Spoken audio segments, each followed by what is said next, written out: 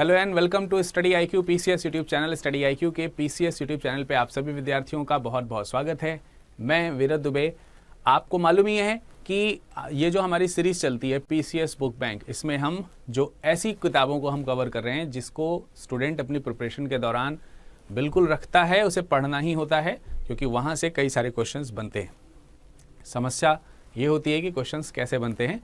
उसी चीज़ को इजी करने के लिए इस क्रम में हिस्ट्री ऑफ मॉडर्न इंडिया यानी कि आधुनिक भारत का जो इतिहास है, इस बुक को हमने आपके लिए सॉल्व करना शुरू किया है और इसके एमसीक्यूज जो रिलेटेड हैं वो बनाने आपके सामने रखने शुरू किए। इस किताब में जो भी इंडेक्स पेज है, उस इंडेक्स पेज के अकॉर्डिंग ही हम लोग 1 बाय 1 आगे बढ़ रहे हैं और इस क्रम में हमने लेसन 1 जो है वो कंप्लीट कर लिया है, उसके सारे फेजेस। और आज हम लेसन 3 में हैं। लेसन 3 के बारे में हम लोग डिस्कशन करेंगे, the structure of government and the economic policies of the British empire in India. इसके ऊपर डिस्कशन रहेगा। और जिस टॉपिक को हम लोग कवर करते जाते हैं उसके अंदर जितने भी सब टाइटल्स आते हैं उन सब टाइटल्स को भी कवर करते हैं। जैसे कि लेसन 3 की अगर हम बात करते हैं तो लेसन 3 में ये टॉपिक है हमारा, जिसमें भारत में ब्रिटिश साम्राज्य और उसकी आर्थिक नीतियाँ और प्रशासनिक ढांचे का जो 100 सालों के अंतर्गत एक्सपेंशन हुआ है उसके ऊपर डिस्कशन रहेगा। और इसके ये हैं सब टाइटल्स। इन सब टाइटल्स में सबसे पहला नंबर जो है आपको देखने को मिल रहा है सरकार के ढांचे का। ब्रिटिश गवर्नमेंट का ढांचा सरकार का कैसा रहा है। इसके बाद आज हम लोग इसी पे ही चर्चा करेंगे, ये चर्चा इसी पे रहेगी। लेकिन इसके बाद आने वाले समय में इस तरीके से दूसरे जो पॉइंट्स हैं वो भी कवर्ड रहेंगे, जैसे कि संपत्ति का दोहन, यातायात के संचार साधन किस प्रकार के थे, उनका डेवलपमेंट किस प्रकार किया गया, मालगुजारी, इस्तमरारी और इसके अलावा जो रैयतवाड़ी साथ ही साथ महलवारी जो प्रथाएं हुआ करती थीं वो किस प्रकार से लागू की गई और इनके क्या मायने निकले। इसका प्रशासनिक सुधार में और भारत की स्थिति में किस प्रकार का रिलेशन रहा है, इसके ऊपर डिस्कशन रहेगा। तो चलिए शुरू करते हैं। शुरू करने से पहले एक इम्पॉर्टेंट पॉइंट आपको बता देना चाहता हूं और वो ये है कि अगर आप लोग ज्योग्राफी की बुक्स की तलाश कर रहे हैं कि अच्छी से अच्छी किताब कौन सी है, तो फिर आपको इस तलाश को लगभग समाप्त कर लेना चाहिए, क्योंकि ज्योग्राफी के लिए fundamentals of Indian geography, fundamentals of geography के बाद प्रिंसिपल्स ऑफ इंडियन ज्योग्राफी की ये बुक सक्सेसफुली आप लोगों के पास में आ रही है और अच्छे रिव्यूज़ भी आ रहे हैं बच्चों के।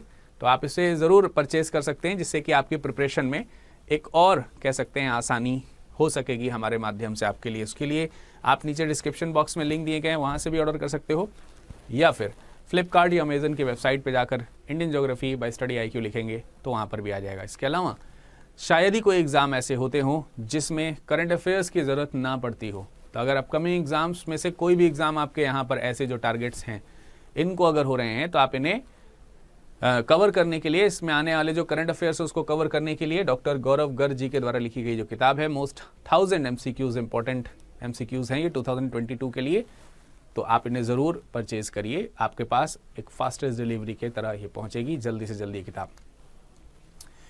चलिए शुरू करते हैं। और शुरू करने से पहले, क्योंकि आप लोगों की रिक्वेस्ट रही है कि सर कोई भी टॉपिक पढ़ाने से पहले एक बार डिटेल कर देंगे तो हमें समझना इजी रहेगा, इस चीज़ को हम लगातार अपने सेशंस में ले रहे हैं। और एक बात आप लोग ज़रूर ध्यान रखिए, ऐसा कोई भी सुझाव आपका जो निश्चित तौर पर कई सारे लोगों के हितकारी होगा, उसे मानने के लिए हमें कोई बाधा नहीं आती है। और इस सुझाव को इसीलिए माना गया है। और हम शुरुआत में सबसे पहले डिस्कशन करेंगे कि क्या हम आज पढ़ने जा रहे हैं, उसके लिए एक शॉर्ट स्टोरी क्या है। तो बात हो रही है यहाँ पर सरकार के ढांचे की, अर्थात जो ब्रिटिश सरकार है, ब्रिटिश सरकार के बारे में बात करेंगे तो टाइम पीरियड यहाँ पर लिया गया है 1757 से लेकर के 1857 तक का, यानी कि 100 ईयर्स का ये पूरा का पूरा गैप आपको देखने को मिल रहा है, 100 ईयर्स का। और जो ये 100 ईयर्स हैं, इस 100 ईयर्स में किस प्रकार का ब्रिटिश गवर्नमेंट का भारत में स्ट्रक्चर रहा है, उस स्ट्रक्चर के ऊपर डिस्कशन रहना है। बेसिकली 1757 से इसको इसलिए शुरू किया गया है क्योंकि प्लासी का जो बैटल हुआ उसके बाद ही ब्रिटिशर्स का इंटरफेरेंस जो है वो इंडियन एडमिनिस्ट्रेशन में थोड़ा बढ़ना शुरू हो गया था। और हालांकि एकदम से नहीं बढ़ा था, इसके बावजूद भी ये लोग प्रशासनिक जो कार्य हैं उसमें बहुत ज़्यादा इंटरफेयर नहीं करते थे, क्योंकि इनका एक प्राइमरी उद्देश्य था और वो प्राइमरी उद्देश्य था भारत से अधिक मात्रा में व्यापार करना। इन सिंपल वे आपको ये समझना है कि 1757 के बाद भी ब्रिटिशर्स एज कि वो भारत में व्यापारी के तौर पर आए थे और व्यापारी के तौर पर ही रहे। लेकिन क्योंकि उन्हें अब मौका मिला था भारत के एडमिनिस्ट्रेटिव पार्ट में पार्टिसिपेट करने का या फिर उसे इंटरप्ट करने का, तो वो इंटरप्ट कर रहे थे और अपने हित के लिए कर रहे थे। तो आप इस चीज़ को ध्यान में रखिए, 1757 के समय से लेकर के जैसे जैसे ब्रिटिशर्स का डिफरेंट स्टेट में एक्सपेंशन होना शुरू हो गया, उन्हें यह भी समझ में आने लगा कि हम भारत के प्रशासनिक मामलों में भी हस्तक्षेप कर सकते हैं। परंतु बात यह है कि 1757 से जैसे जैसे समय आगे बढ़ता जा रहा है, तो उनको भले ही भारत के ऊपर एक बड़े हिस्से के ऊपर कवरेज मिलने लगी हो आगामी वर्षों में या इन वर्षों में, 100 वर्षों में बड़े ही एरिया पर उन्होंने कवर किया हो अपने आप को, बावजूद उसके भी ये जो प्रॉफिट कमाते हैं उसके कई सारे उद्देश्य हैं, उसमें लूट खसोट सारी चीज़ें शामिल हैं, लेकिन वास्तविक रूप में उसमें कुछ उन्होंने अपने लक्ष्य सेट कर रखे हैं, जैसे कि हमें अधिक से अधिक धन अर्जित करना है, अधिक से अधिक लाभ अपने ब्रिटिश कंपनी को पहुंचाना है, अधिक से अधिक ब्रिटेन को लाभ पहुंचाना है इत्यादि इसके लाभ में शामिल हुआ करते थे। लेकिन कुछ समय बाद ऐसी स्थिति भी आई, जैसे 1772 की अगर हम बात करते हैं, 1772 के आसपास जब हम चलेंगे तो कंपनी जो है वो इस रोल में आ चुकी है, इस ओहदे तक पहुंच चुकी है कि कंपनी ने बंगाल को पूरी तरीके से 1772 तक पूरी तरीके से अपने अधिकार में ले लिया। और उस समय बंगाल बहुत ही अधिक कह सकते हैं कि संपदा संपन्न राज्य हुआ करता था, जिससे अकूत संपदा जो है वो कंपनी को प्राप्त होने लगी। इसको इस तरह से भी समझा जा सकता है कि आम जो व्यक्ति था कंपनी का, वो भी एक मतलब एक क्लर्क की भी हैसियत इतनी बढ़ गई थी कि उसको बहुत ज़्यादा प्रॉफिट होने लगा था। एग्जाम्पल के तौर पे ब्रिटिशर्स के में अगर हम देखें तो लॉर्ड क्लाइव जो है वो भारत में एक क्लर्क की हैसियत से ही आया था, लेकिन जब वो लंदन लौटा तो उसकी हैसियत इतनी अधिक हो चुकी थी कि 40 लाख पाउंड से भी अधिक का या 40,000 पाउंड से भी अधिक का वो राजस्व कलेक्ट कर सकता था। उसके पास पहले से इतनी संपत्ति थी, यानी कि अगर वो इन्वेस्टमेंट करता तो उसे प्रतिवर्ष इतने की आय भी हो सकती थी। तो इतना बड़ा वो रईस व्यक्ति हो चुका था कि आराम से इतने उसको कमाने के लिए मौका मिलता। इन सब चीज़ों को देख करके ब्रिटिश जो हैं भारत के, उनको तो काफ़ी ज़्यादा प्रोत्साहन मिला ही, लेकिन इसकी तुलना यदि अगर हम ब्रिटेन के यानी कि लंदन के नागरिकों से करें या फिर वहाँ के जो एडमिनिस्ट्रेटर हैं या पॉलिटिशियंस हैं, उनको अगर हम देखें तो कंपनी के अधिकारियों के साथ इनको मतलब थोड़ी सी जलन फील, ईर्ष्या फील होने लगी। उसका रीज़न ये है कि ये बहुत अकूत धन संपदा कमाने लगे थे और कंपनी को मोनोपोली थी ईस्ट में व्यापार करने का और भारत में व्यापार करने का। तो इंग्लैंड के जो रईस थे उनके मन में विचार आने लगा कि जब ये कंपनी वहाँ पे जाके इतना व्यापार कर रही है, भारत की संपत्ति में हमारी भी हिस्सेदारी होनी चाहिए, एज अ ब्रिटिश नागरिक हमारी भी वहाँ पर भागीदारी हो। इसके लिए उन्होंने किसी न किसी तरीके से अपने हथकंडे जो है अपनाने शुरू कर दिए और कहीं ना कहीं इसके लिए जो कंपनी है, ईस्ट इंडिया कंपनी है, उसको डिग्रेड शो करना अपने ही कंट्री में शो शुरू कर दिया। इसके लिए कई प्रकार से जुमलेबाजी भी करी जाती थी। बड़े जो राजनीतिक थे या फिर यूं कह सकते हैं जो ब्रिटिश ईस्ट इंडिया कंपनी के जो विरोधी थे, वो यहाँ से जाने वाले कंपनी के अधिकारियों को नवाब भी कह के बुलाने लगे थे। नवाब इन द सेंस नवाब साहब आए हैं देखिए। तो हमारे यहाँ के जो नवाब्स हैं उनको बंदी बना लिया गया था और मतलब धीरे धीरे करके उनको डिग्रेड कर दिया गया था। तो नवाब टर्म जो है यहाँ पर ब्रिटिशर्स के लिए ब्रिटिशर्स के द्वारा प्रयोग किया जाने लगा था, लेकिन ये वो ब्रिटिशर्स थे जो ब्रिटिश ईस्ट इंडिया कंपनी के अधिकारी थे, उनके लिए इन शब्दों का प्रयोग होता था क्रिटिसाइज करने के लिए। उद्देश्य ये था कि धीरे धीरे करके हम कंपनी का नाम खराब कर देंगे और फिर आसानी से कंपनी की मोनोपोली खत्म हो जाएगी and then we all can trade with India, Bharat के साथ व्यापार कर सकेंगे। इस प्लानिंग के साथ ऐसा हुआ। इसलिए कंपनी के अधिकारियों के साथ जो वहाँ के ब्रिटिश जो नागरिक थे और बड़े जो पूंजीपति थे, बड़े जो व्यापारी थे, उनके जो है ईस्ट इंडिया कंपनी के अधिकारियों के साथ अनबन होने शुरू हो गए। तो एक इम्बैलेंसिंग का दौर ब्रिटिशर्स के अंदर ही आने लगा। इनफैक्ट कंपनी के अधिकारी इतने रईस हो गए थे कि ब्रिटिश संसद में वो घूस दे करके हाउस ऑफ कॉमन्स वगैरह में अपनी सीट पक्की कर लेते थे। इससे बड़ी आशंका ये होनी शुरू हो गई थी कि कंपनी के अधिकारी अपना पैसा दे करके ज़बरदस्ती एक तरीके से कह सकते हैं कि एक रास्ता बनाने लगे थे ब्रिटिश पार्लियामेंट में और अब अपनी मर्जी से वो बिल पास करवा सकते थे। इसका तो अर्थ ये होता कि ब्रिटिश कंपनी के द्वारा, जो कि भारत में एक बड़ा उपनिवेश स्थापित कर चुके थे, वो अब अपने मद में, या फिर यूँ कह सकते हैं कि अपने रुपए पैसे में इतने अंधे हो गए थे कि वो किसी भी तरीके से अपने ही देश को भी नुकसान पहुंचाने की स्थिति में आ गए थे। ब्रिटिश संसद में भ्रष्टाचार जो है बहुत तेज़ी से चलना शुरू हो चुका था। इन सब इम्बैलेंसिंग को कंट्रोल करने के लिए एक समझौता होता है जिसमें ये कहा जाता है कि ब्रिटिश ईस्ट इंडिया कंपनी जो है वो मोनोपोली राइट्स उसके पास रहेंगे, साथ ही साथ अपने अधिकारियों को प्लेस करने का अधिकार भी उनके पास रहेगा। बट उस कंपनी के लिए जो भी प्रशासनिक नियम बनने हैं और मूलभूत प्रशासनिक नियम जो बनने हैं, बेसिक एडमिनिस्ट्रेटिव रूल्स जो बनने हैं, वो basic administrative rules British company के द्वारा इस्टेब्लिश नहीं किए जाएंगे बल्कि ब्रिटिश पार्लियामेंट के द्वारा इस्टेब्लिश किए जाएंगे। तो शर्त के साथ कि ब्रिटिश पार्लियामेंट भारत में स्थित कंपनी के लिए कानून बनाएगी और उस कानून के अनुसार कंपनी यहाँ पर शासन चलाएगी और उसका कुछ रेवेन्यू का हिस्सा जो है वो ब्रिटिश ट्रेजरी में जमा किया जाएगा। इस तरीके से स्थितियों को कंट्रोल करने का प्रयास किया गया और इन लोगों के बीच में जो मनमुटाव था उसको दूर किया गया। तो आज के इस टॉपिक में हम लोग इसी से रिलेटेड पॉइंट्स जो है डिस्कशन करने जा रहे हैं। Let's see the very first question. I hope कि आपको शॉर्ट स्टोरी समझ में आई होगी और अधिक क्लियरेंस आपको मिलेगा जब हम यहाँ पर ये जो 1 by 1 टॉपिक कवर कर रहे हैं, जब इसके ऊपर एक एक MCQ सॉल्व करेंगे। फ्रॉम 1857 टू 1887 यहाँ पर लिखा है कि इस अवधि के दौरान कंपनी की प्रशासनिक नीति अक्सर बदलती रही किंतु लक्ष्य नहीं। डेफिनेटली इन 100 सालों में आपने पिछली जो क्लासेस मैंने आपको पढ़ाई उसमें मैंने बताया कि कैसे कैसे अलग अलग राज्यों पर कब्जा करने के लिए उनकी एडमिनिस्ट्रेटिव रूल्स बदलते रहते थे। और लास्ट में तो मैंने आपको बताया भी कि कैसे सहायक संधि आई, कैसे राज्य हड़प नीति वगैरह आनी शुरू हुई थी। तो ये प्रशासनिक नीतियां बदल ही तो रही थी बार बार, यही तो था। अलग अलग राज्यों के साथ अलग अलग संधियां होती थी, जैसे कि मैंने आपको राज्य हड़प नीति के बारे में ही बताया, अमृतसर की संधि के बारे में बताया। इसके अलावा कुप्रशासन का आरोप लगा करके अवध को कैसे कैप्चर किया गया, ये सब डिफरेंट पॉलिसीज थी जो बदलती रहती थी। लेकिन पॉलिसीज भले ही बदलती रहें लेकिन एम नहीं बदलता था। तो what was the aim during this time, कि भले ही प्रशासन की नीति बदल रही हो ब्रिटिशर्स की, लेकिन एम नहीं बदल रहा है। तो वो एम था क्या एक्चुअली? फर्स्ट है कंपनी के मुनाफे में बढ़ोतरी। डेफिनेटली कंपनी यहाँ पर थी तो व्यापारिक कंपनी के तौर पर ही थी, और ये व्यापारिक कंपनी के तौर पर थी क्योंकि यहाँ पर ये प्रशासन संभालने नहीं आए थे, व्यापार करने आए थे। तो इस कंपनी को बेनिफिट हो, मुनाफे से अधिक बेनिफिट हो, ये उनका प्राइमरी उद्देश्य हमेशा रहता था।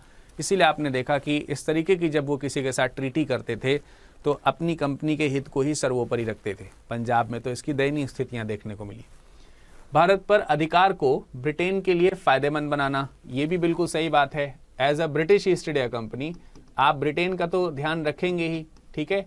As a British East India Company आप जब ब्रिटेन से बिलोंग करते हैं तो कंपनी कुछ ऐसा फायदा करे जिससे कि वो ब्रिटेन की सरकार के लिए भी प्रॉफिटेबल हो। इस तरीके के हम अधिकार बना करके रखें, ठीक है। तो आपने देखा कि 1858 तक कहीं ना कहीं ऑलमोस्ट पूरे इंडिया पर इन्होंने ऑक्यूपाइड कर लिया था, पूरे इंडिया के जो भी रीजनल स्टेट्स वगैरह थे। भारत को आर्थिक रूप से अधिक सुदृढ़ बनाना, आपको स्टेटमेंट ही अटपटा लग रहा होगा। भारत को आर्थिक रूप से वो सुदृढ़ बनाने नहीं आए थे, बल्कि कंपनी को आर्थिक रूप से सुदृढ़ बनाने आए थे और भारत को वो कमजोर करना चाहते थे या लूटना चाहते थे। तो ये लूट का सिलसिला यहाँ से चल रहा था। So it is very clear that statement 1 and 2 are clearly right, but option number 3 जो लिखा है ये सही नहीं है। सो 1 और 2 वाला जो कथन है वो सही होगा और इस हिसाब से ऑप्शन नंबर सी सही हो जाएगा। So option number C is the right answer for this particular question. आपको ये पॉइंट समझ में आ गया ना कि कंपनी 1757 का युद्ध जीतने के बाद भी व्यापार को ही टारगेट कर रही है, ठीक है। इसीलिए उसने भारत को अपना उपनिवेश बनाया है, वरना आज इंडिया जो है वो ब्रिटिशर्स ही होते हैं, मतलब ब्रिटिश मतलब हम कहलाते, हम भी ब्रिटिश कहलाते। तो वो जानते हैं कि हम व्यापार करने आए हैं तो हमें तो प्रॉफिट चाहिए सीधा। अगर वो उस समय ही इसको भारत को इंग्लैंड बना देते तो स्वाभाविक सी बात है कि इंग्लैंड की एडमिनिस्ट्रेटिव इंटरफेरेंस यहाँ पर बढ़ जाते। और एक कंपनी ऐसा नहीं चाह रही है कि सरकार का योगदान यहाँ पर हो, तो ये अपनी सरकार के तौर पर रिप्रेजेंटेशन खुद ही लेकर के चलते थे। तो ये है पहला क्वेश्चन। दूसरा क्वेश्चन क्या है आपके सामने, यहाँ पर कथन और कारण दिए गए हैं। कथन क्या है, अंग्रेजों द्वारा भारत का प्रशासनिक ढांचा तैयार करने और कानून और व्यवस्था बनाए रखने पर मुख्य तौर पर जोर दिया गया।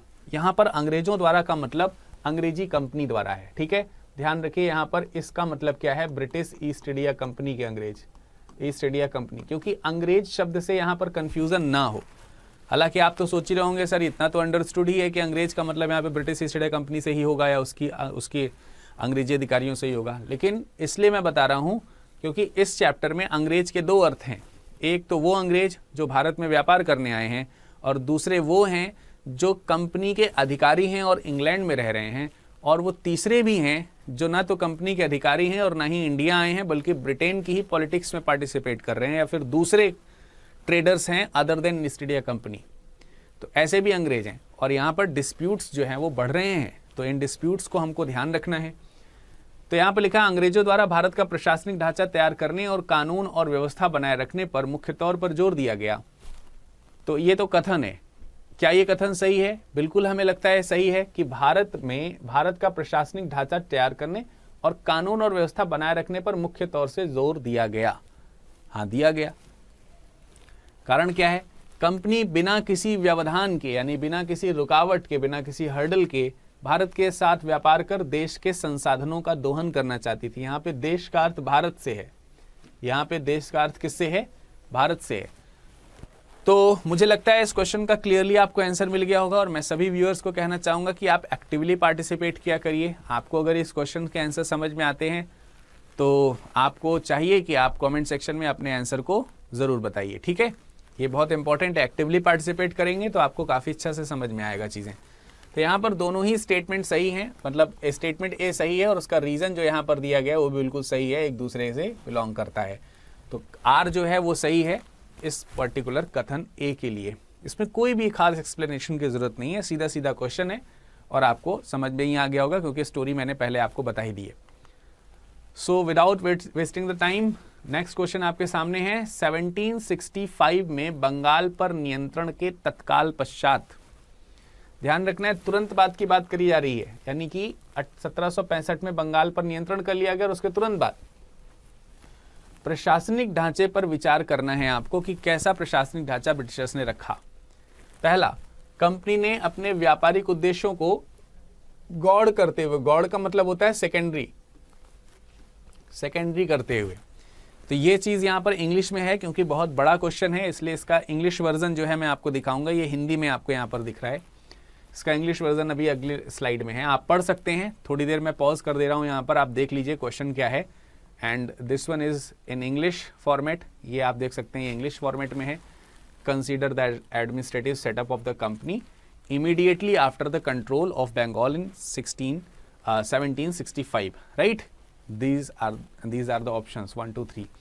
सो स्टेटमेंट में हम लोग आएंगे और देखेंगे कि कंपनी क्या लिखा हुआ है। कंपनी ने अपने व्यापारिक उद्देश्यों को गौड़ करते हुए विजित प्रांतों पर त्वरित रूप से प्रशासनिक पकड़ मजबूत बनाने पर जोर दिया। अब देखिए लिखा है कंपनी ने व्यापारिक उद्देश्यों को गौड़ करते हुए, जबकि मैंने थोड़ी देर पहले ही आपको कहा कि व्यापारिक उद्देश्य उसके सेकेंडरी नहीं थे, प्राइमरी लक्ष्य तो उसका व्यापारिक उद्देश्य ही रहता था। तो स्टेटमेंट में आधा भाग सही है और आधा भाग गलत है। ये वाला पॉइंट गलत है, ये सही नहीं है। इसके आगे जो पॉइंट लिखा है वो शायद सही है। जो भी जीते हुए प्रांत थे उसमें प्रशासनिक पकड़ जो है वो मजबूत बनाना चाहते थे, जिससे कि उनका व्यापार और तेजी से चल पाए, कोई दिक्कत ना हो। तो this one is the wrong statement. अगला है, वह सिर्फ अपना लाभकारी व्यापार जारी रखते हुए कर वसूल कर उसे इंग्लैंड भेजते रहना चाहते थे। यहाँ कर का मतलब टैक्स से है। ये भी बात सही है भाई, कंपनी को यहाँ पर मोनोपोली मिली थी कि ब्रिटेन से कोई दूसरी कंपनी भारत में व्यापार करने नहीं आ सकती थी ईस्ट इंडिया कंपनी के अलावा। तो इसके पीछे कुछ तो आर्थिक हित रहे होंगे सरकार के, ब्रिटिश सरकार के। तो ये यहाँ व्यापार करते थे और व्यापार से जो टैक्सेस हुआ करते थे वो भेजते थे कहाँ पर? लंदन में। ठीक है, कंपनी ने इनके लिए कहा कि आप वो टैक्सेस हमें को दिया करिए, तो वो देते थे। तो ये भी चाहते थे कि अधिक से अधिक कर वसूल करके हम वहाँ पर भेजें, जिससे कि हमारा जो अस्तित्व है यहाँ बना रहे और हम अधिक से अधिक यहाँ लाभ कमा सकें। ये स्टेटमेंट सही है। तीसरे स्टेटमेंट में चलते हैं। इस समय तक कंपनी मात्र एक व्यापारिक कंपनी थी, ये मैंने अभी 2-3 बार बताया आपको, जिसका ढांचा पूर्वी देशों के व्यापार के लिए ही बनाया गया था। तो ये स्टेटमेंट भी बिल्कुल सही है, जिसके बारे में 2-3 बार अभी हमने डिस्कशन किया है, तो इस पर भी हमें टाइम वेस्ट नहीं करना है, तो ये भी सही है। तो दूसरा और तीसरा केवल सही है, इस कारण हमारा ऑप्शन नंबर सी जो है वो क्या हो जाएगा? सही आंसर हो जाएगा। तो option C is the right answer. ठीक है, ऑप्शन सी यहां पर सही है। बढ़ते हैं अगले प्रश्न की ओर, और अगला प्रश्न है, ये उसी का इंग्लिश फॉर्मेट है। 1772 में बंगाल का शासन अपने हाथ में ले लिया। 1772 में बंगाल का शासन अपने हाथ में ले लिया। इस दौरान कंपनी के सामने किस प्रकार की समस्याएं खड़ी हो गई? यानी कंपनी ने क्या किया? 1772 में बंगाल का शासन अपने सामने लिया। समस्याएं किस प्रकार की थी? ब्रिटिशर्स के सामने किस प्रकार की समस्याएं थी? इस पर चर्चा हमको करनी है। 4 ऑप्शंस आपके सामने दिए गए हैं। पहला है कंपनी और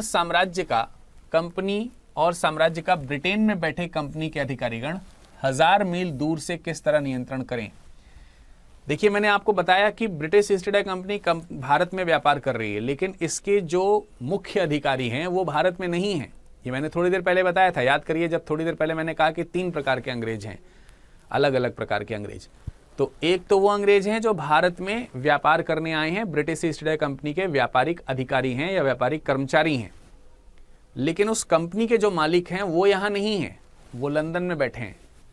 ठीक है, अब दिक्कत ये है कि अधिकारी लंदन में है और व्यापार यहाँ हजारों मील दूर हो रहा है भारत में, और बिल्कुल डिफरेंट सर्कमस्टांसेस में, डिफरेंट जियोग्राफी में, डिफरेंट इकोनॉमी स्टेट में और डिफरेंट टाइप की कल्चर में यहाँ पर व्यापार हो रहा है। सो यहाँ पर यही कहा जा रहा है कि किस तरह से नियंत्रण करें। ये चीज़ एक समस्या के तौर पर तो आई गई थी, क्योंकि एक ह्यूज जो कह सकते हैं जो प्रशासनिक इकाइयां हैं उसको कैप्चर कर लिया गया था 1772 तक। तो कैसे इतने बड़े एरिया को बनाए रखा जाए, कंट्रोल में रखा जाए? इतने बड़े एरिया के लिए जो ब्रिटिशर्स हैं, जो इंडियंस हैं, वो भी काफ़ी बड़ी जिम्मेदारी थे इनके लिए। जैसे कि भारत में स्थित अधिकारियों और सैनिकों की विशाल संख्या पर किस तरह से नियंत्रण बनाया जाए।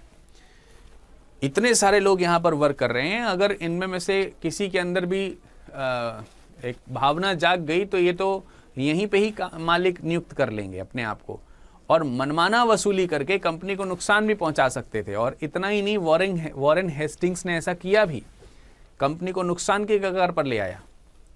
10 लाख पाउंड का जो है उसे उधार लेना पड़ गया कंपनी को बाद में आगे चल करके।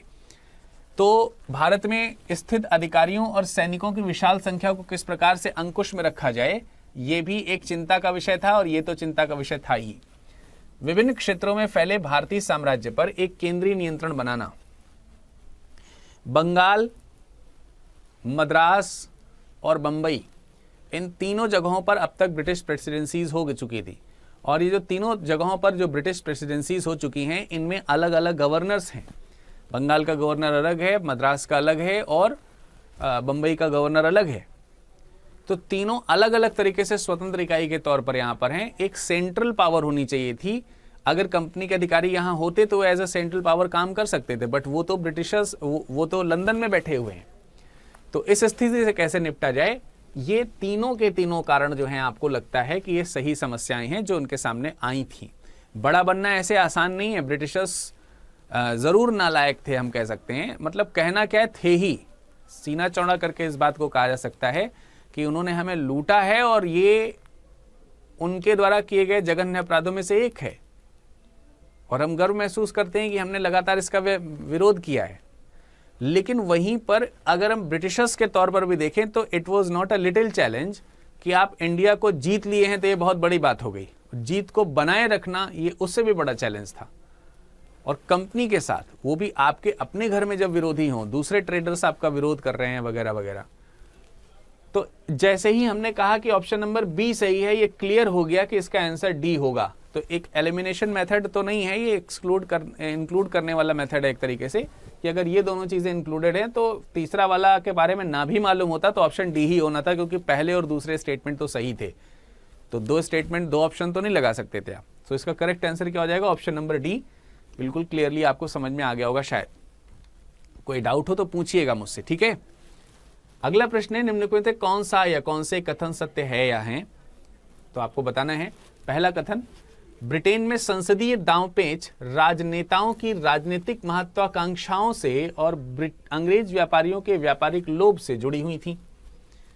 ध्यान दीजिए यहां पर क्या पूछा गया। ब्रिटेन में संसदीय दांवपेच, वही स्थिति है जब संसद में इस बात की आवाज उठने लगी कि क्यों एक कंपनी को मोनोपोली दी जा रही है, और अगर मोनोपोली दी गई है तो उसके दुष्परिणाम आ भी रहे हैं सामने और पड़ेंगे भी, जिसमें कि आप देख सकते हैं एक पर्टिकुलर कंपनी के लोग जो है वो रईस होते जा रहे हैं, ऊंचे उठते जा रहे हैं, और वो जो कि उस अभिजात वर्ग से बिलोंग नहीं करते थे, कंपनी में एक छोटे ओहदे से जाते। अभिजात वर्ग का मतलब एक बड़े वर्ग से, मतलब हायर क्लास सोसाइटी के लोगों को अभिजात वर्ग बोला जाता है हिंदी में।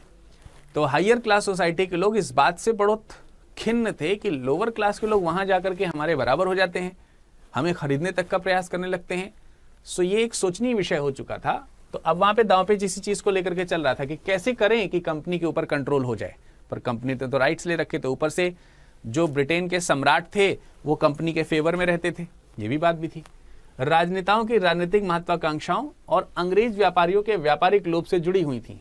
तो ये जो दांवपेच चल रही थी वो डेफिनेटली इसी चीज से थी कि वहां के जो राजनेता थे उनकी अपनी पॉलिटिकल, कह सकते हैं कि उस जो महत्वाकांक्षा थी उसके लिए वो लड़ रहे थे, और कंपनी किस लिए लड़ रही थी, उनका जो व्यापारिक लोभ है वो जुड़ा हुआ था।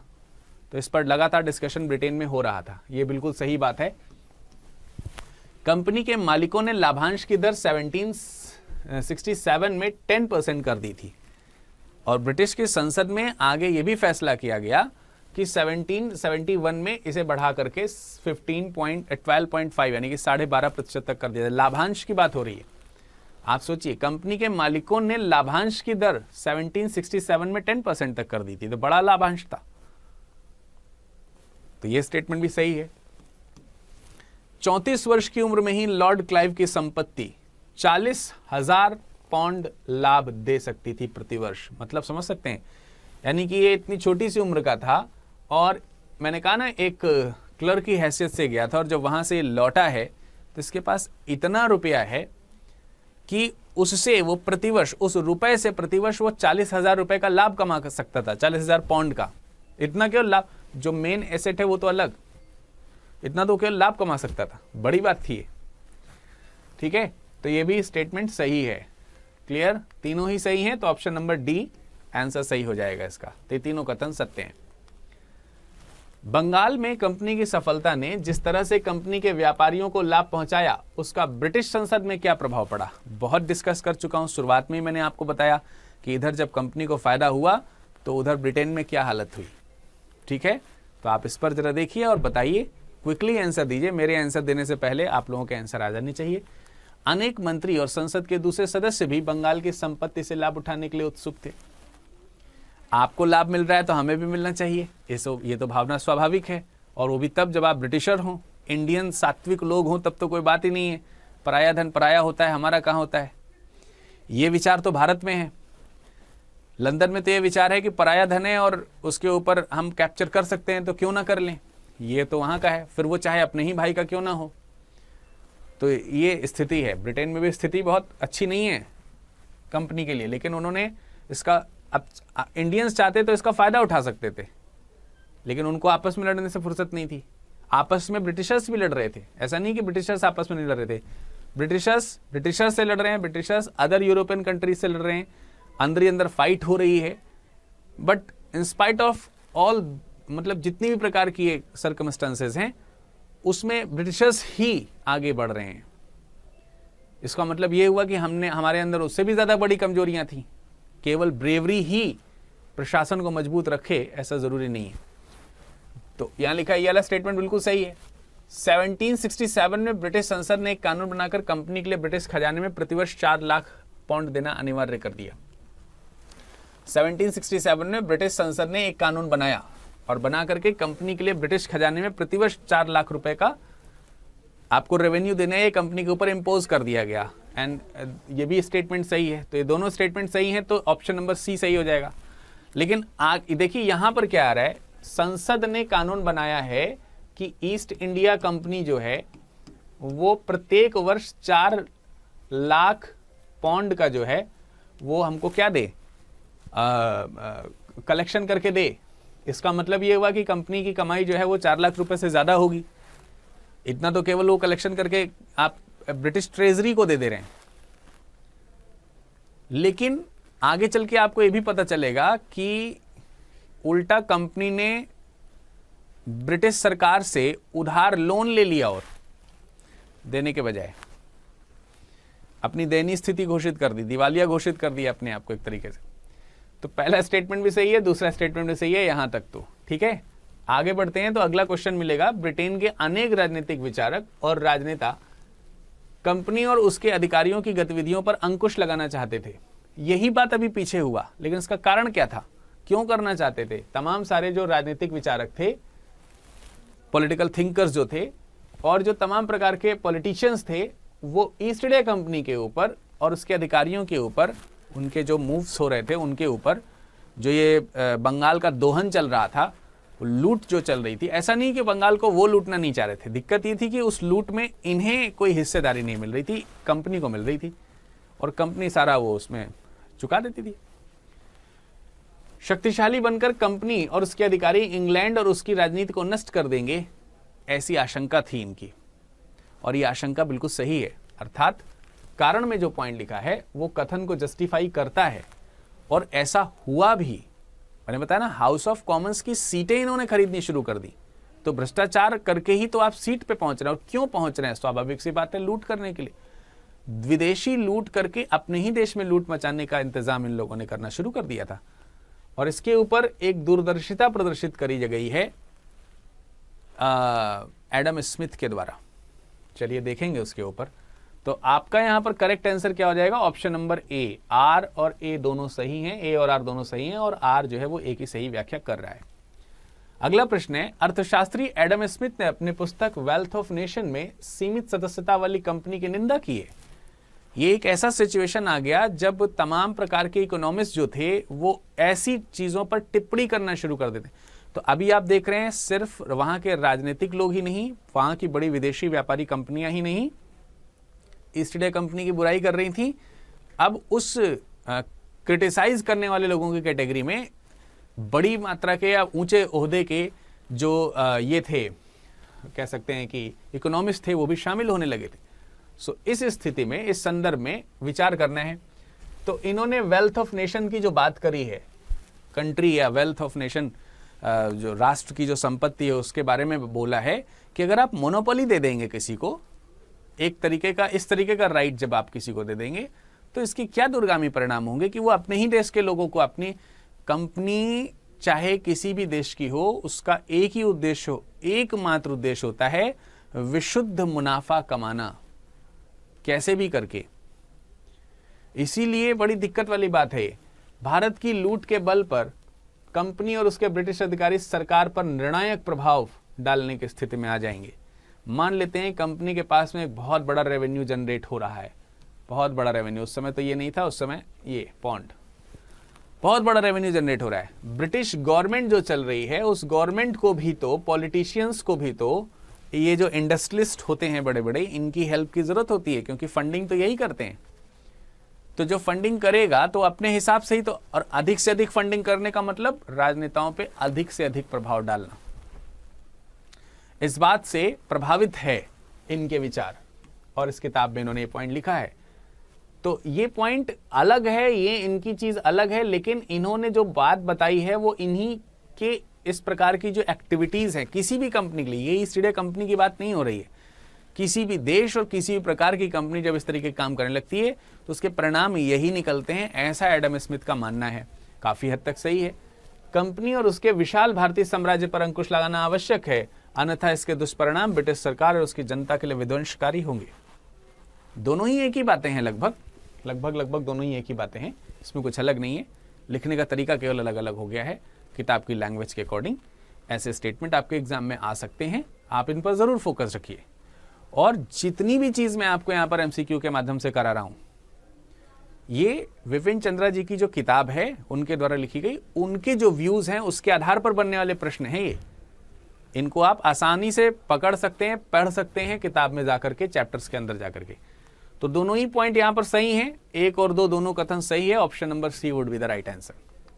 अगला प्रश्न है, ब्रिटिश राज्य तथा कंपनी के अधिकारियों का पारस्परिक संबंधों को पुनर्गठित करने हेतु संसदीय समझौते की शर्तें क्या थी? मैंने बताया कि जब इस तरीके के आपस में डिस्प्यूट्स बढ़ने लगे, एक तरफ ईस्ट इंडिया कंपनी और दूसरी तरफ उसके विरोधी, ब्रिटिश विरोधी, भारतीय विरोधी नहीं, भारत में तो जो विरोधी थे वो तो युद्ध परिणाम झेलते थे, अपने देश में युद्ध कैसे कर सकते हैं, तो वहाँ तो तू मैं होने लगी। तो उस तू मैं की जो इम्बैलेंसिंग हुई उसको बैलेंस करने के लिए आपस में संधि हुई, कुछ एक तरीके से कह सकते हैं, पुनर्गठित करने हेतु समझौता हुआ। उस समझौते की शर्तें क्या थी? पहली शर्त, कंपनी के भारतीय प्रशासन की बुनियादी नीतियों पर ब्रिटिश सरकार का नियंत्रण रहेगा।